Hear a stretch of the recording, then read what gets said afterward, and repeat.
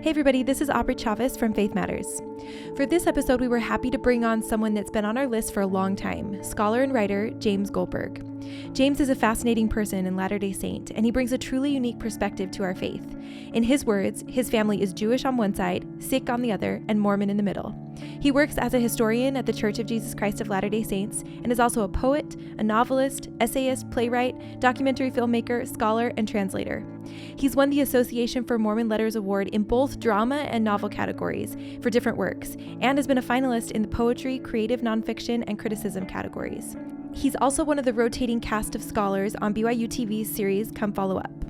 Our conversation was wide-ranging, and it turns out that James has interesting insights to share on just about anything. So we covered several topics, including how Latter-day Saints can approach the Hebrew Bible, how to wrestle with other difficult scripture or church history, and the virtue of the slow and distilled process of creating and reading poetry.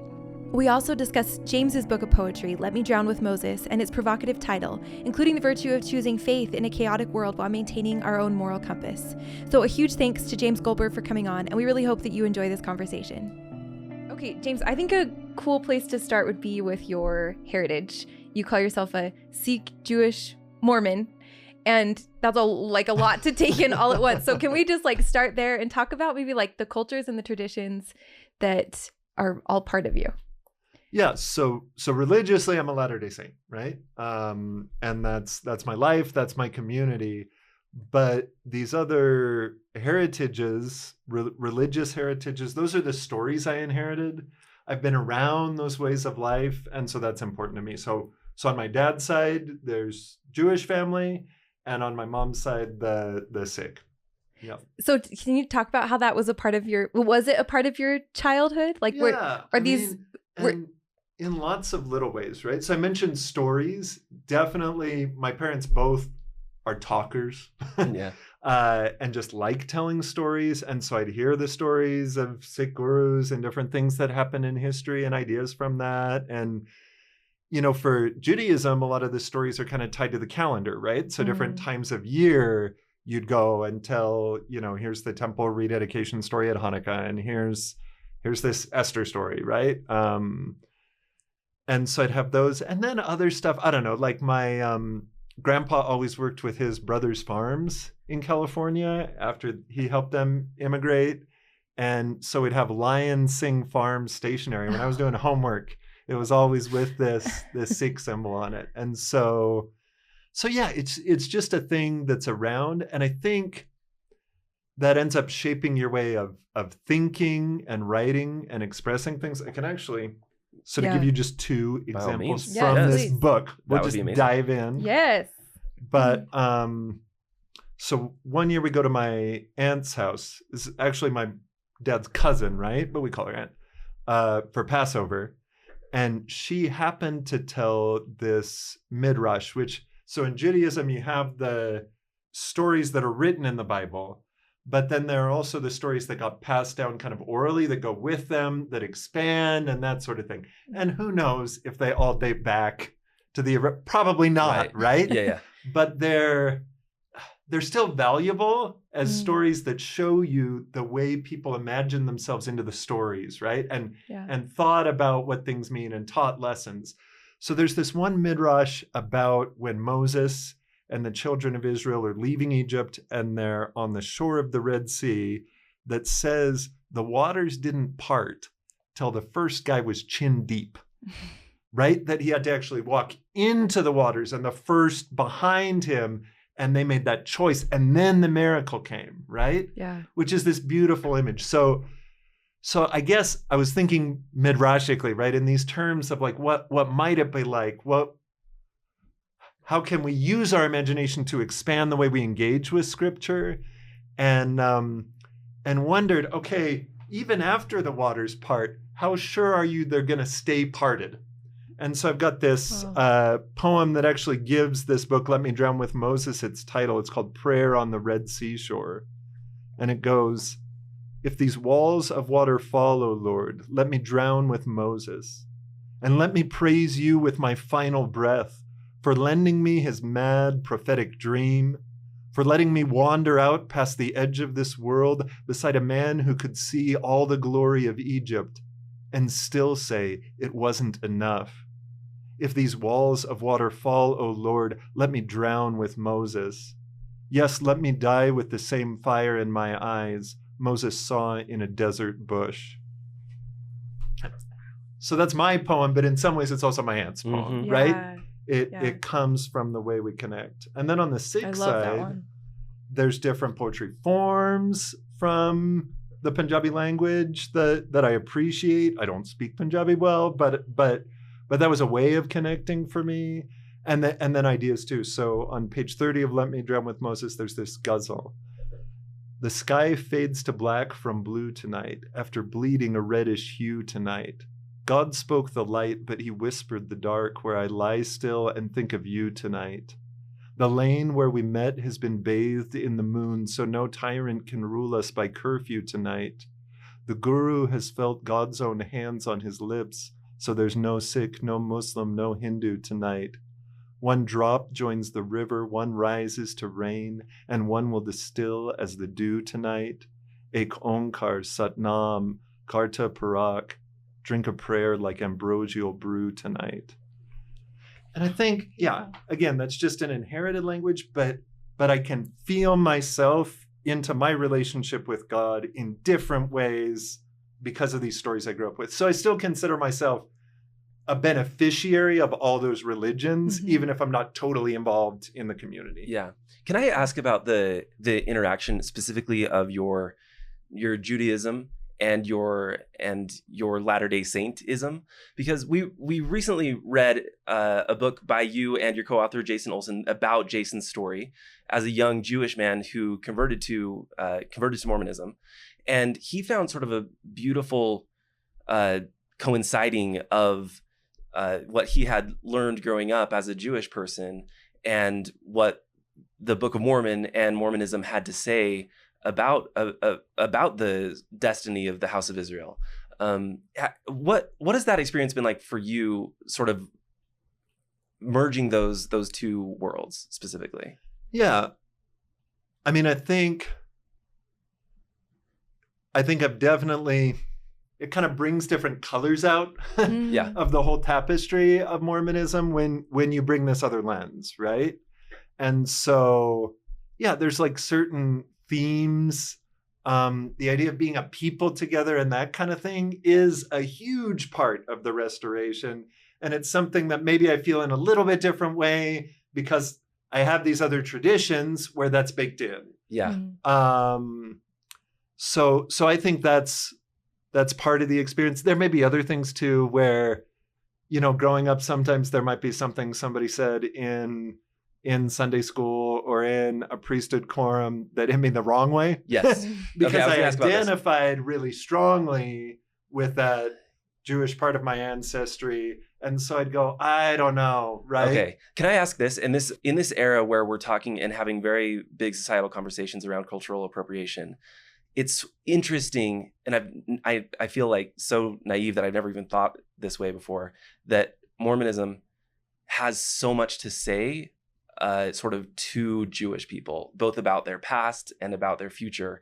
It's giving me a little bit of discomfort, especially given the past of the Jewish people, for us white people, Gentiles, to say, no, like, we're the house of Israel, get baptized into our church and you'll become part of the house of Israel. And and sort of teaching Jewish people about a new covenant, we're using these words that have a meaning for someone else in this new way. And like suddenly when you're sitting across from someone who is Jewish, it feels like I am taking all of that and saying that I'm doing it right. Right. Even do you know what I mean? Terms like Zion and stuff, where it feels like we've taken this a little bit for ourselves. Like, well, here's what I would do. Honestly, I don't think the appropriation parts were the biggest pain points for me growing up at all. Right? Yeah. Okay. And so I'll get to the distinction between the two. But if you think of Abrahamic religion as this tree, right, where there's this trunk and branches out, right? Modern Judaism is a branch. Modern Mormonism is a branch, right? And we both have different ways we draw on the trunk. Now, if you think that your understanding is the only one, right? So like that framing of, really join the house of Israel, that would be a problem. Now, I don't think that's our theology, right? Yeah. The Book of Mormon actually is pretty clear that God says, look, I made a covenant. That covenant is still in effect. And there's different aspects of covenant with restoration and authority, but it doesn't negate Jewish covenant, right? Yeah. I will say one more thing. Yeah. And then move on, which is, I do think it would be nice if Latter-day Saints had a greater spiritual interest in modern Judaism and in Jewish history. Yeah. And not only in that biblical root, because I think you learn a lot from Joseph Smith was very interested in what Christianity had lost. And so if you follow the Christian path in the trunk of the tree and then say, here's a separate path, right? Yeah. And we don't need to accept rabbinical authority or other things to appreciate that maybe they preserved some things that Christianity did not. Yeah. I think we could benefit a lot from an engaged interaction with post-biblical Jewish history. Okay. Wow. Let me ask you one more thing related to that. Yeah. How do you feel about the term Old Testament? I think it's the assumptions behind the term. I think as a Latter-day Saint, you should approach that part of the Bible as having every bit the legitimacy and the example of living relationship with God that any other book of Scripture has.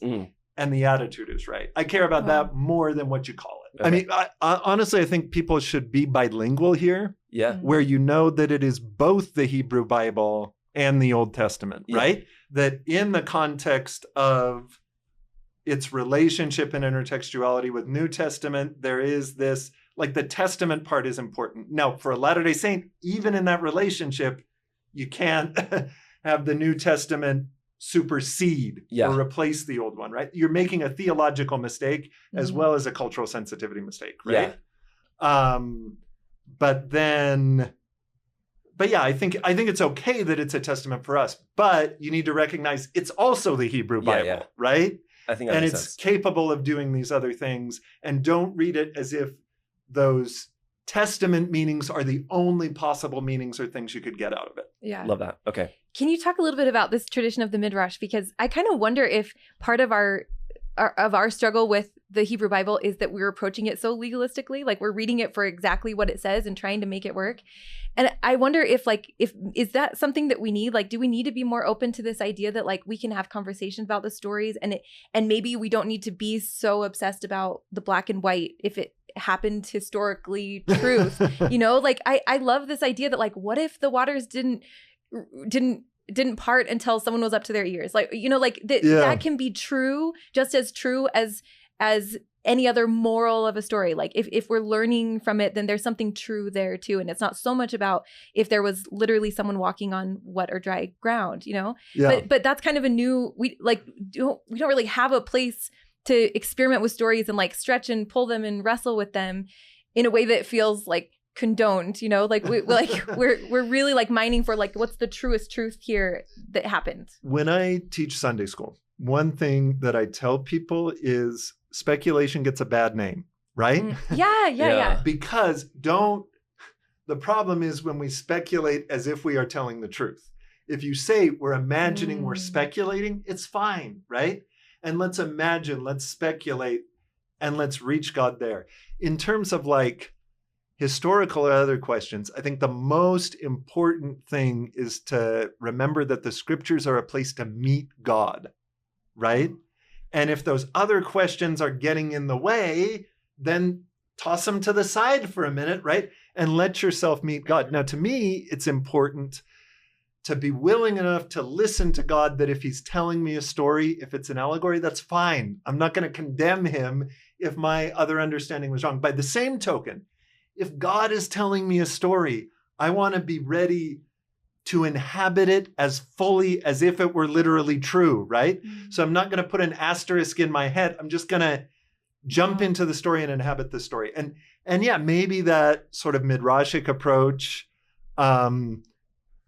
of walking around the scriptures and approaching them to different angles is helpful for that, right? But I think you can have that same energy in the way you just personally choose to devotionally approach things, and collectively. We can do that in ward settings. And I do it, and it's fine, and people like it. Yeah. Okay. It's a relief. I know there's so much other stuff we want to get to, but I think this is actually a fruitful discussion. We haven't actually started our question. We have not started the questions yet. But I want to dive in on this just a little bit more, because I admit that when quote unquote Old Testament year rolls around, I do check out a little bit mentally from like, I'm going to get a lot out of the curriculum this year, and it may just be my modern day privileged millennial speaking, but yes, the teachings of Jesus in the Sermon on the Mount, for example, and some of the teachings of Paul seem to resonate more strongly with me than many of the stories in the Old Testament.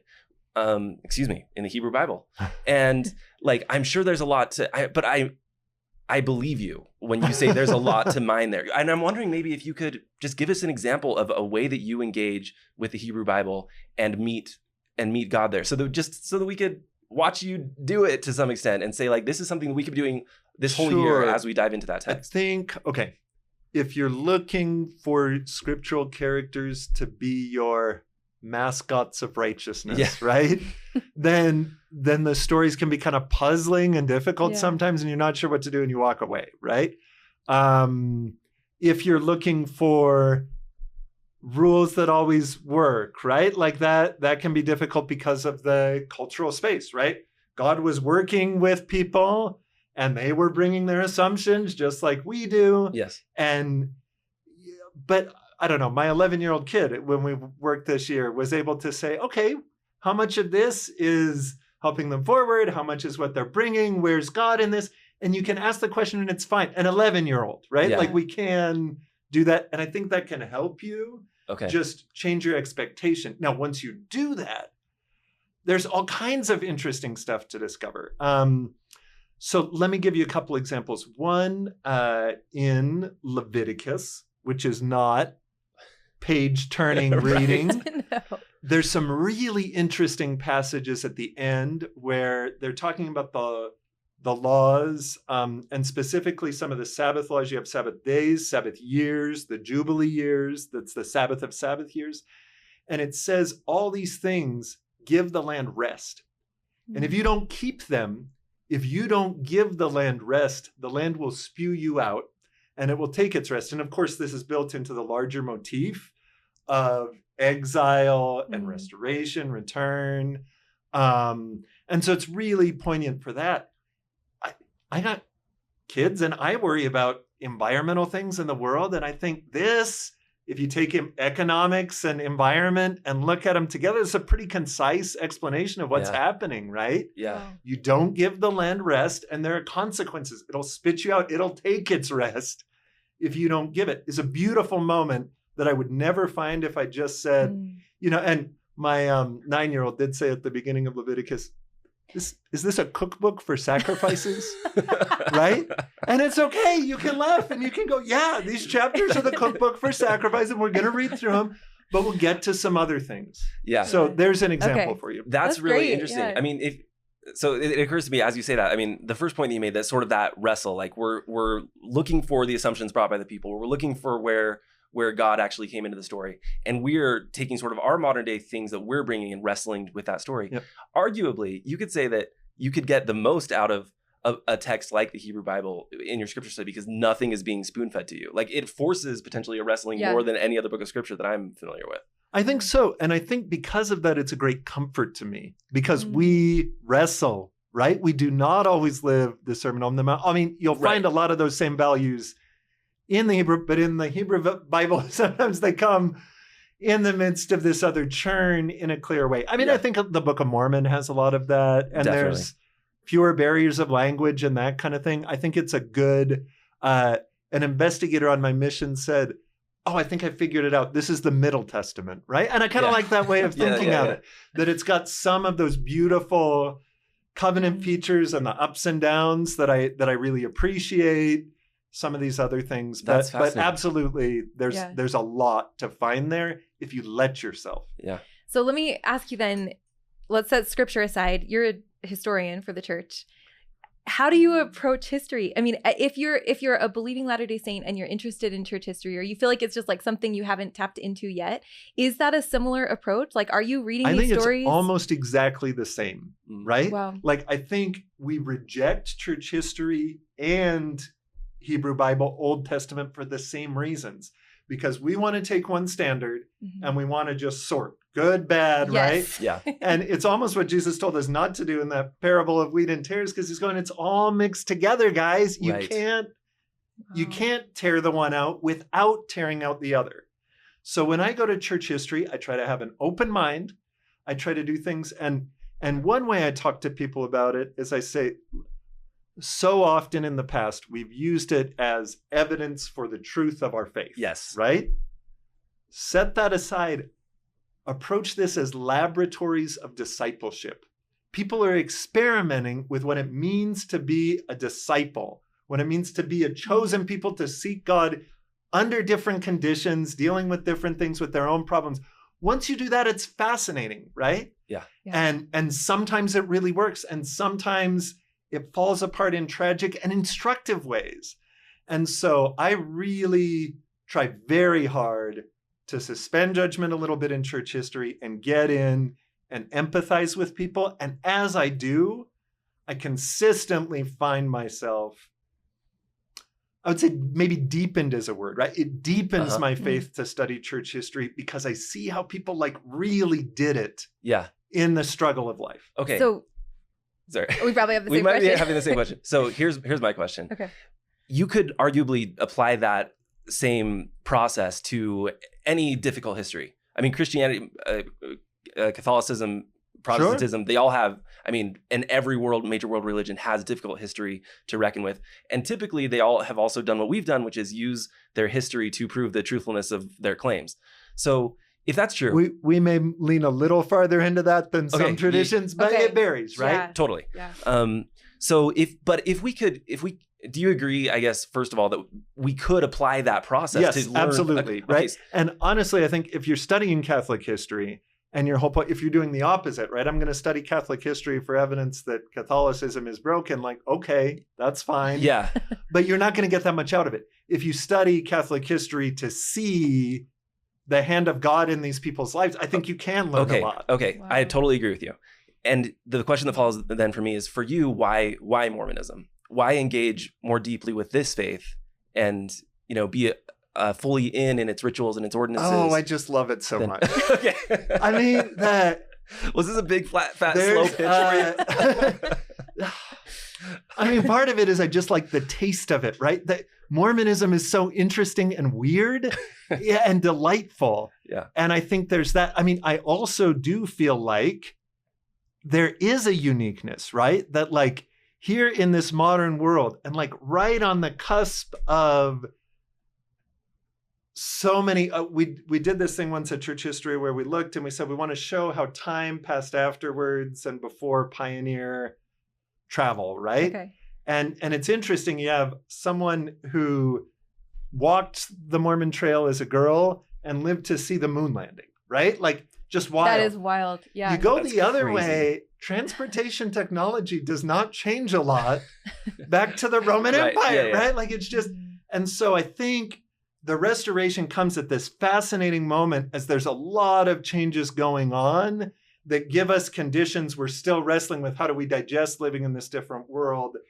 And that's where God injects himself in and super interesting stuff happens. And I mean, I don't know. I really like there's little ways that Mormonism radically rereads the Bible that opens it up for me. Yeah.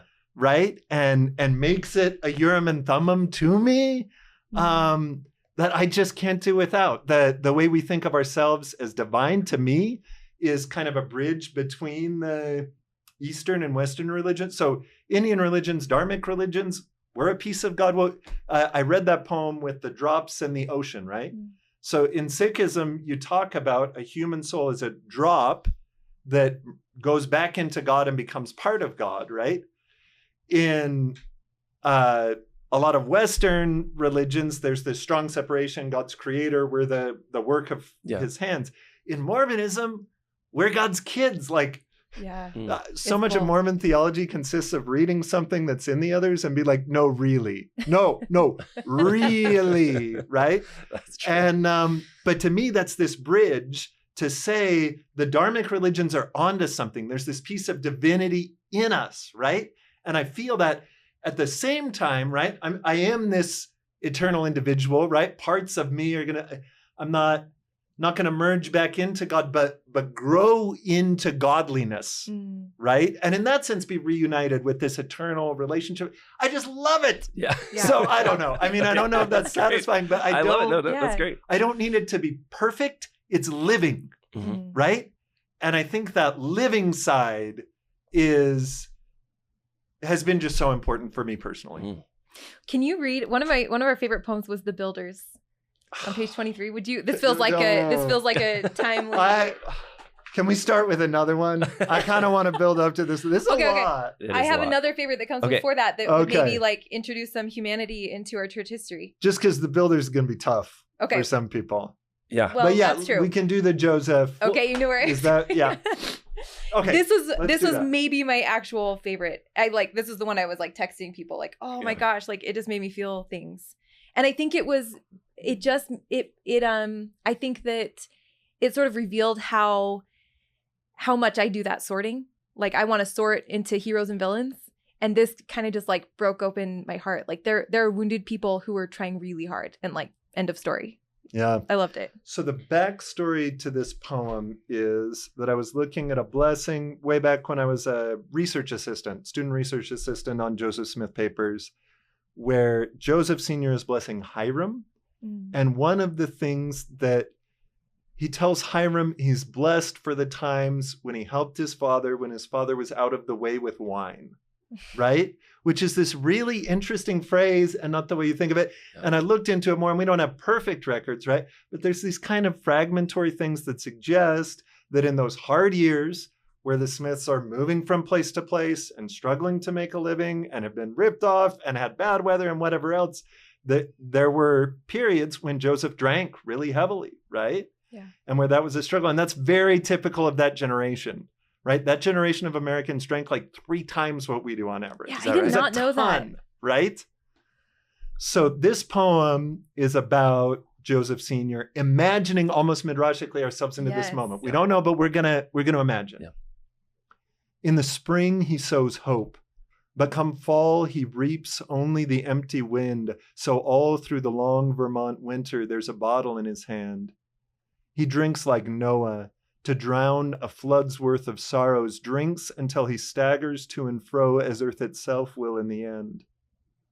This is how I understand that story where his son, infection arching through the bone, turns down the surgeon's offer of anesthetizing liquor. I don't need that, the boy says to his father. I just need you.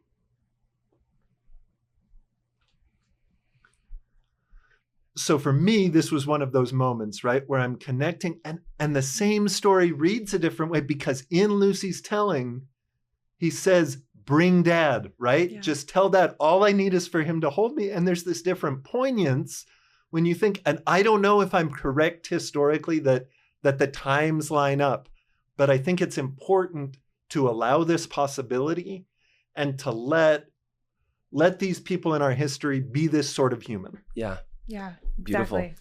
Could we? This probably doesn't make for great listening, but I did want to dive back into "Let Me Drown with Moses." That is the name of that poem, right? Because I had a prayer on the Red Sea Shore. Prayer on the Red Sea Shore. Thank you. Okay. If these walls of water fall, O Lord, let me drown with Moses. Yes, let me die with the same fire in my eyes Moses saw in a desert bush. And my initial reaction is an emotional one that says that this feels really beautiful. The language is beautiful. The sentiment of sort of loyalty and faith is really beautiful. But when I bring my mind into it and sort of get a little more logical, it starts pushing back a little bit on this idea that there is a loyalty so complete to someone that I would actually give up my life. And I feel like that type of loyalty historically has gone wrong at times. And I think this is something that we actually struggle with inside our tradition, where there can be a little bit too much push toward like the external authority side and not enough internalization of authority. And so I want to hear, and I'm getting the sense based on your previous answers that you think about a lot of things in a non-dualistic way, and so I think you're gonna have a great answer here. But like, how do you reckon? I mean, so if you take this way far, the very worst case scenario is this is a cult, and the leader has asked you to do the equivalent of drown with him, and you do so, and guess what? Now you're gone. Okay, I think you're correct that there is a certain terror to religious devotion and specifically to religious vision, right? That same fire in my eyes. The alternative to me is totally unpalatable, and that's complacency with the world as we know it, right? Mm-hmm. So it's not that this guy's living his best life and then Moses sweeps him up and he can move on. The alternative is slavery in Egypt for you and your children and their children, right? And so here's this man who says, I don't know. We're out here running from Pharaoh's army. I don't know if it ends here and if we die, but I would rather have this vision than be trapped forever in a world where all you can be is a slave. Wow. And I don't think that that's just then, right? I am fully aware that religion can go crazy, right? I've studied history, I've studied religion. Yep. And yet to me, you can't, sometimes I think we do an absolute, this is what I wish things were like. And here's what they are. They're this crazy mess instead. And to me, it's always been important to say comparatively, right?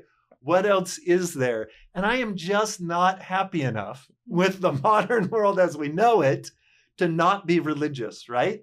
I'm this guy, and I will take the peril of prophetic vision because it comes with this possibility, right? And it matters to me to make that gamble. Wow. Beautiful. Yeah, I love that. Thank you. I know it's quick for another reading, but it reminds me of the other poem. I think it's Losing Faith. Is that the one about the love's tapestry? Is that okay? Yeah, that's okay. That's okay. We can go there. Vetoing all your ideas. No. I like the other one. We can get to. We can get to next. Okay.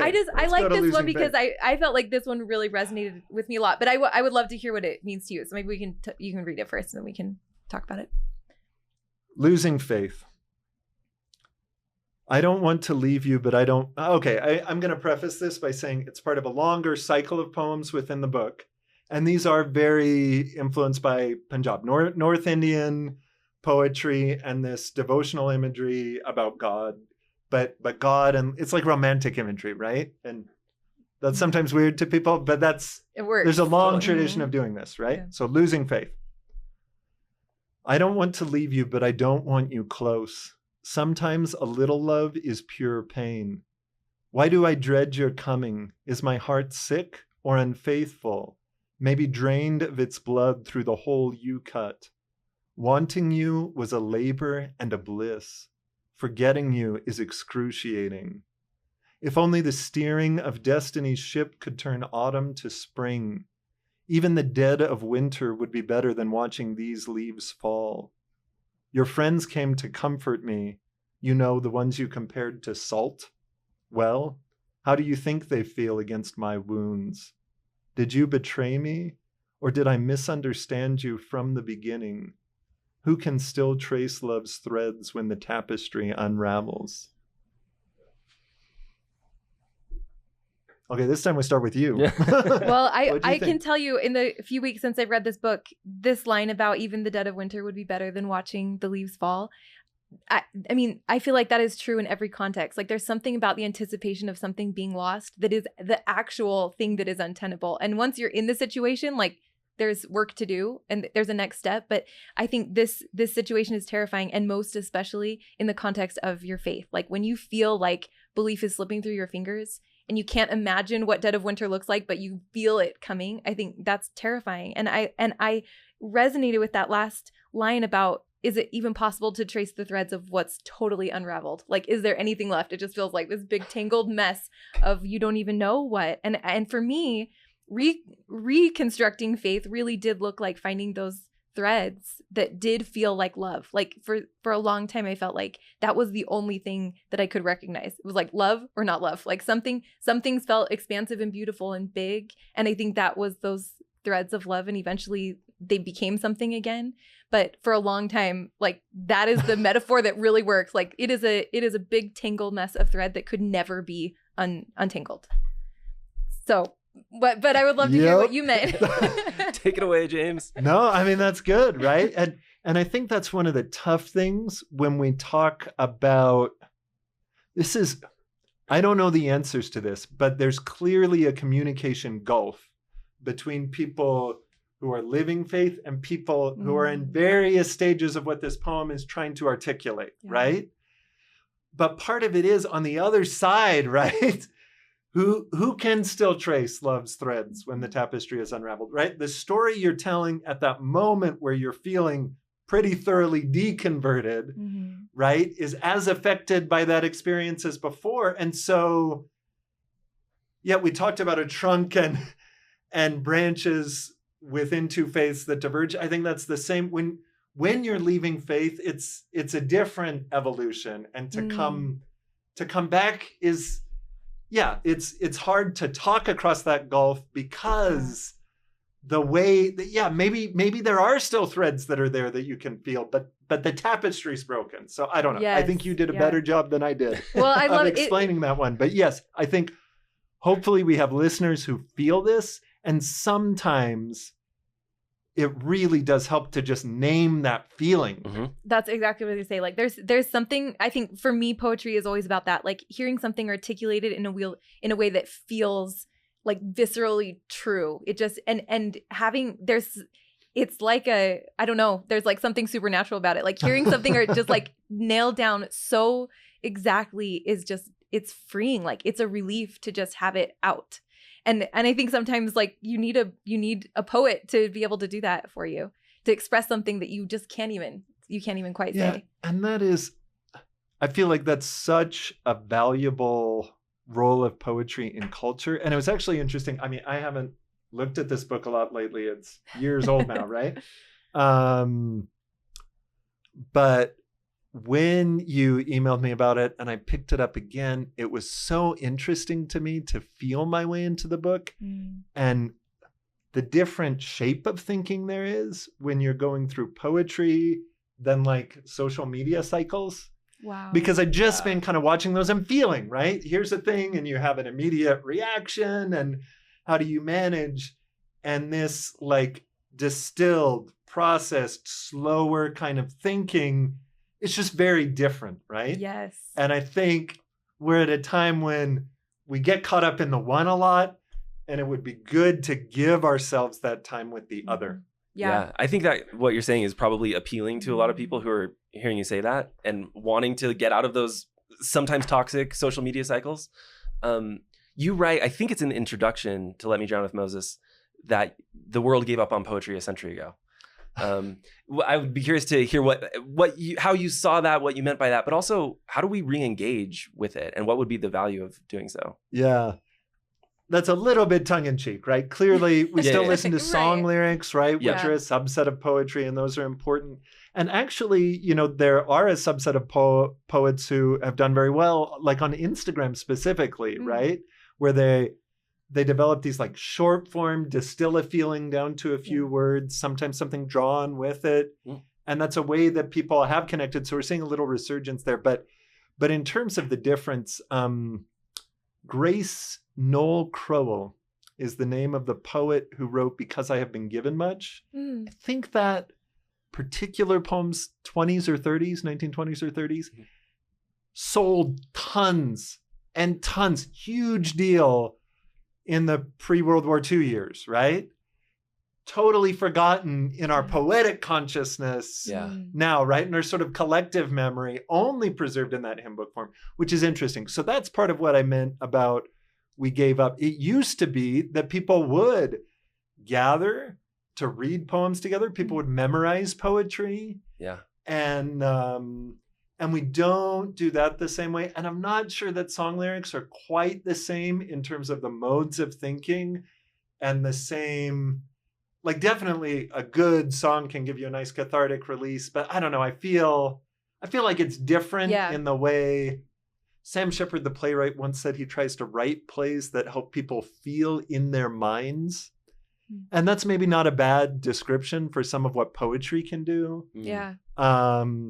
So yeah, that's part of what I mean by that gap. Yeah. Right. What do you think about poetry in the early church? I mean, when you look back, like, do you think it was functioning in the same way? Was it a distillation process for the entire new, like, this very new culture of church worship? Yeah, I think so. There's a lot of poetry writing, and a lot of it is individual people trying to make sense of their lives and what they're doing and mark moments and say what's important to me, what matters to me. And then you do have other writers who are trying to distill these bigger insights. I mean, Oh My Father, famously a poem first, right, before a song. And that's a distillation of this important teaching and insight. And then you'll see other things that we've kind of forgotten about. The saints have really complicated feelings about the United States after they, leave and then get reintegrated. And you see Eliza R. Snow sort of processing those different times and other writers doing it. And then even later, so Josephine Spencer is a poet who BCC Press has re-released some of her work. And there's a poem of hers called The World's Way that I've loved for years and years, where she's just thinking about kind of the injustices of her day, right? Yeah. And how can I ask these questions that bother me about injustice and inequality? And I think that's a really beautiful thing. So, I mean, one thing you need to remember when you look at Mormon literary history is there were like not that many people in the early church. So if you expect like tons of poetry that's really polished and great, like statistically, no, very that doesn't small really work. Group of people doing their best. And some of it ends up really interesting. Some of it's maybe more of historical interest than immediate, like visceral connection now. Yeah. Well, along those lines. Yeah. Aubrey, I don't know if you would mind telling this story about this book. Yeah. So but she's been reading me poems out of this book every day for the past couple of weeks. It's just fascinating. For all those reasons that you mentioned. So I found, as we were preparing for this interview, one of my daughters just randomly pulled this book off our bookshelf, which is a collection of poems from one of our ancestors, Levi Hancock.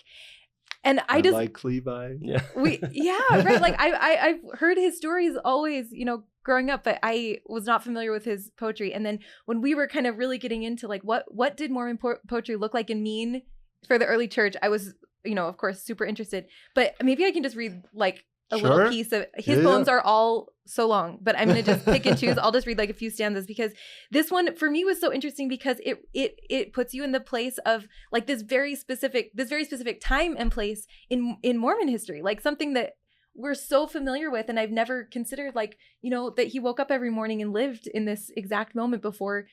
So this was actually written in 1837. So just months before the Hans Mill massacre. The year before. Because it's October of 1838, right? Yeah. So so this is a year before. So he's, so it's called My Peaceful Home.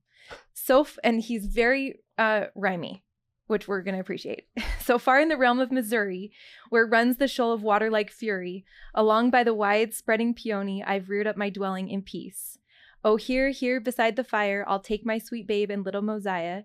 And here's mother, I seat me down beside her. And here at my home, I'll live and have peace. Oft from the fount, while water I'm bringing, my ears are charmed to hear birds singing. In song so sweet, they keep the peace ringing. While here at my home, I'll live and have peace. All glory be to God, the good giver of peace bestowed upon the believer. Oh, may we sing his praises forever. And when he comes, behold him in peace. And when he in the clouds is returning, and all of the wicked before him is mourning, may we be happy to escape burning and be caught with him to live and have peace. And I just and he goes through, on and on about his cows leave in the morning, they come back, and the things are growing and they have honey. And he's just joyful about this new home in Far West. Yeah. We know the rest of the story, and it's just heartbreaking to realize they were in Zion, they had finally found somewhere safe and sound, and they were just like just thrilled. It does add a lot of poignancy, the way that the poetry helps you get into landscape. There's a collection called Songs of Joel that was Joel Hills Johnson. He just sort of wrote that. That's where we get High on a Mountaintop from. Oh, okay. It's just his little poetry journal. But that's another one where you can just kind of imagine yourself into him in this Utah setting, feeling, I don't know, like they're building this connection to land, right? And feeling God's presence. And it's kind of neat to see. Historians will talk about modernity disenchanting the world. It's interesting to see the saints actively enchanting it, right? Yeah. Through their poetry and stuff. Now, you mentioned the rhyminess, which is not like in vogue now. One thing that's kind of cool about rhyming poetry, and one way I'd imagine a poem like this going, is it makes it easier for people to improvise and to get together. So like if you go to a wedding, my Sikh side of the family, sometimes one of the pre-wedding nights when we're all together as a family and celebrating, people start throwing off these verses of improvised poetry, kind of making fun of each other or that kind of thing. And then somebody else replies. And if you've got a rhyme scheme and recurring refrains like that, piece, piece, piece, it's easier to improvise. It's almost kind of jazz, right? Theme and variation. And so if you imagine early saints not just sitting down composing with a notebook, but sitting around having coming up with these ways to talk. Yeah, right? That here's the ways that we're exchanging some thoughts about what it means. Yeah. And then now here I'm watching my cows and that kind of thing, and more are coming, right? Yeah. And then in the evening I go write it all down. It's a neat way to think of poetry in community as part of their experience. Yeah, definitely. And I will say, okay, within history, right? Sometimes we'll hyperfixate on here are things that happened. This happened.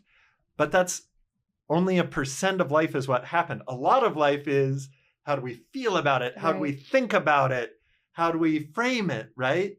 And I think sometimes it's the creative expression that fleshes the history out and makes it human, right? Definitely. Because it gives us so much of what feeling were they bringing to these moments. Yeah. So one thing that I thought was kind of troubling and that you really kind of have to face as you're reading Let Me Drown with Moses is this idea that we're always in church poetry, this early church poetry, we're always like the victors. Like we're the ones God has chosen and the ones God is protecting, and our enemies will be taken care of for us. And we do that, all the way into Salt Lake, where we kind of become the enemy to people who were here. And it feels like throughout our history, maybe we've tried to really escape that reckoning, this idea that like we were the nightmare for people who were first, and it felt like in your book, you really started, wrestling with that fact, like the fact that maybe we weren't innocent in every scenario. So could you talk about that chapter? Like, what was your intent with that chapter? Yeah. So I've got sections about violence in Utah County. Those were written when I was living in Provo. And I don't know, as I just got more into the history and saw what happened, it was important to me to wrestle with that, and interesting to me how much we've forgotten it. Yes. Right? Like that. And you have scholars who have written about this, that when people later in Utah Valley would tell stories about Timpanogos people, it would be in the mountains, right? We just sort of forgot that, no, like they lived on the lake, right? That's where you fish, that's where you gather. And so there's disruption. So yeah, I wrote a cycle of poems that just dealt with that. I think partly for myself, trying to bring that memory back into the landscape around me, right? I think it's great with Levi Hancock that he's got this sense of Zion and God, and that's good. And I think we should live in an enchanted landscape. But maybe the landscape should be a little haunted too, and maybe then, I don't know. And I think there are things you can do to honor even violent, painful history. And like as Latter-day Saints, we think of ways to honor the dead and redeem history and hold memory, and those matter. And so, yeah, in Let Me Drown with Moses, there's a whole cycle of, I think, 10 poems that deal with this this violent conflict where, Yeah. Definitely the heavy, in addition to the general colonial encounter, right? That settlers sometimes don't know how they're disrupting life. If your cattle are eating the seeds and you don't realize people were gathering those, right? There's the invisible parts. There's also the parts where you knew you screwed up and you lied about it. And so I think in poetry, I wanted to reckon both with the unseen sins and the seen sins, and how do we carry those, right? Yeah. Because I think it's important that we do. It did feel like a repentance kind of, it felt there's something about just like acknowledging the things that happened on the Provo River and Rock Canyon, that just knowing that existed and like sitting with it even just helped make those places feel sacred in a way that I hadn't appreciated. And I'm not sure what there is to do about it now, but it felt important to at least acknowledge it and make it part of our history. And it wasn't. I didn't know these stories. So I don't know. Yeah, that felt important. Yeah, and hopefully I've written a lot of poetry about history, both in Let Me Drown with Moses, and I've got a collection called Song of Names. And I think it is important because we do want to feel history, right? Mm-hmm. We want our hearts to turn, right? Right. And hearts turning doesn't mean that we just celebrate some stories. It means they turn and they empathize and we connect with everybody, right? Yes. Yeah. Okay. Should we do that reading that we were You want to do the builders? I can do the so builders we can now. tell I just our wanted listeners to they build need to up to do this, so. They need to read it by themselves. Okay. Whew. The builders. Let's say it took 60 years for the first generations to lay a foundation for this faith we share. Another 60 for those who came after to raise up the walls of practice that protect us.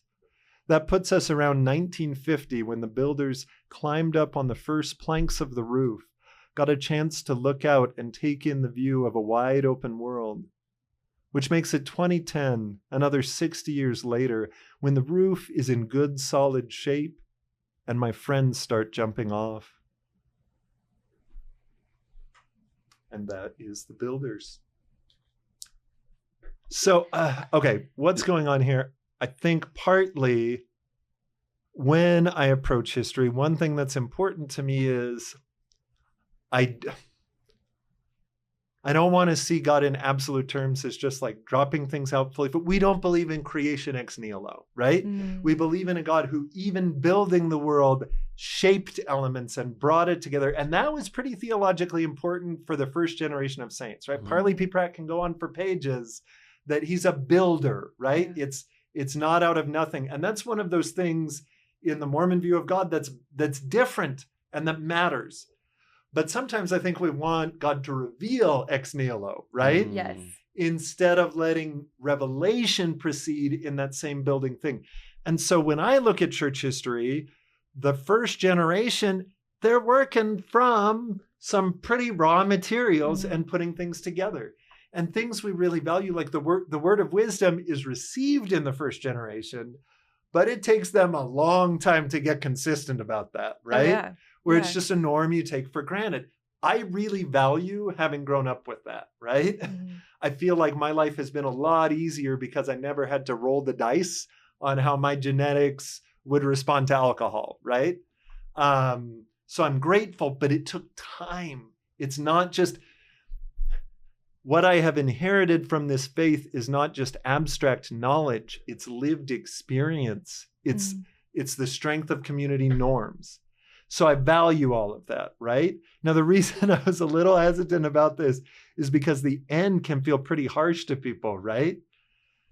In 2010, this is what I'm feeling is, man, there's so many things we put together. And yes, there's still stuff, but sometimes we're bailing because of problems when a solution takes a long time to build. I guess this is the thing I felt like friends didn't always understand, is that if you walk away from an institution, a lot of the problems you want solved take institutions, take norms, take these other things to address.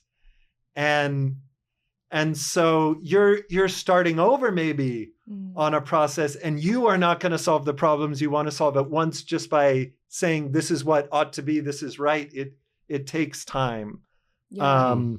By the same token, if you're struggling, right, and it feels to you like, hey, this part of the building's on fire, well, jumping off the roof feels a lot more appealing then, right? That's a really good point. Yeah. And so I don't want people to read this in terms of judgment, but it was my way of distilling down the way that developing approaches to things is an intergenerational project.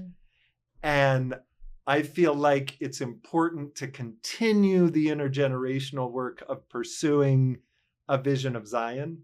And sometimes we are complacent, right?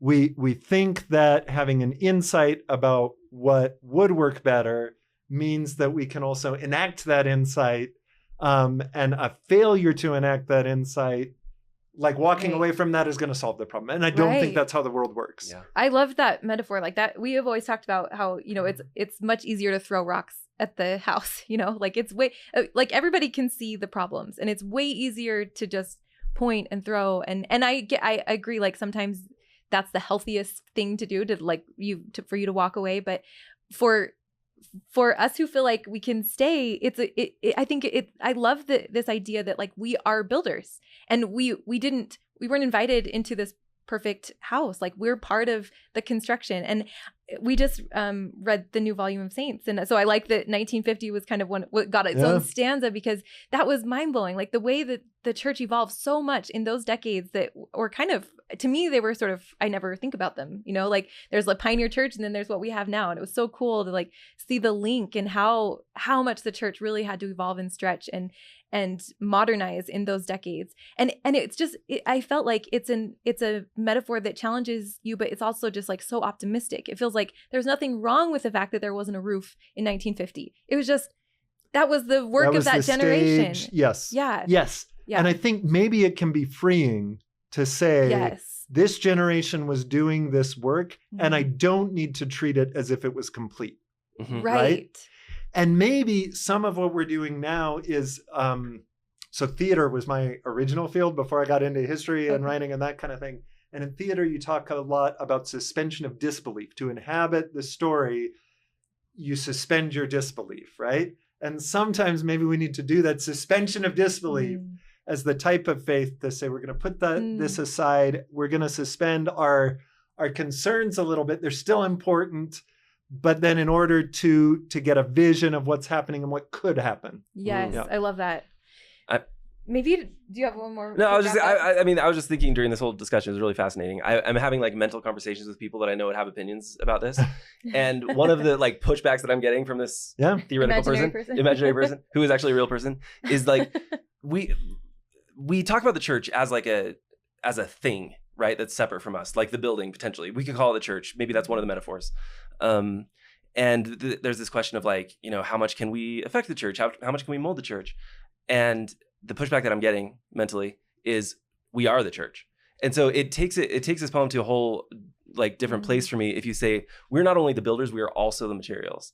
And then I'm like, Michael Jackson, like man in the mirror, like how am I going to affect this? I'm going to look inside. I'm going to look inside myself first. That's the first place to go. And that also entails. Well, and I think there's a lot to be said for that, because a lot of the way the gospel is really passed on is so personal, right? Yeah.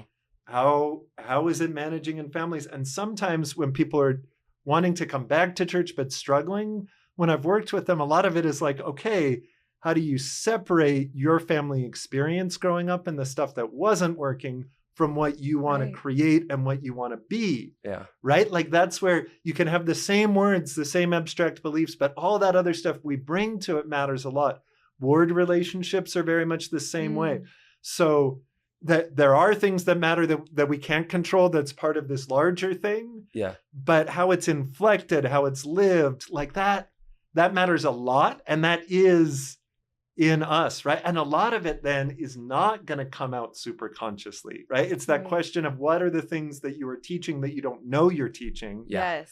But as your kids watch, as your friends watch, as your board members watch. And that's why it's so important to work on who you are and not just what you think you should say. Yeah. So you say, I mean, is that what you mean in the introduction? You talk about how important it is for everyone to tend to their native language. Like, is that what you're talking about? Like I feel like there's this idea that like you can walk away and it's out of you. But like, I feel like what you're saying is like it's deep inside. Like it's going to take work to realize what's, you know, what wounds you have or what gifts you have. And maybe that's like part of the work of every life. Yeah. No, that's interesting. I actually had not thought about it quite that way, right? Because when I say native language, I mean the stories, the metaphors, the mind maps, right? Is like so Mormon for me that I feel like Mormon literature is important, that we use the literal language literature thing because this is our language. And honestly, that's a gift God gave us, right? Part of revelation is just language. Yeah. And so you need to use it. And that's that sword that can cut. It's a tool in the scriptures, right? To do things. So I think it's really important to use your language. It's interesting though that, you can walk away from active involvement in the community, but the language is still part of you and is going to shape your assumptions. And so it is interesting. I have a lot of people who I'll talk to about my poetry and writing who aren't involved in church anymore, but something still speaks to them or resonates. Wow.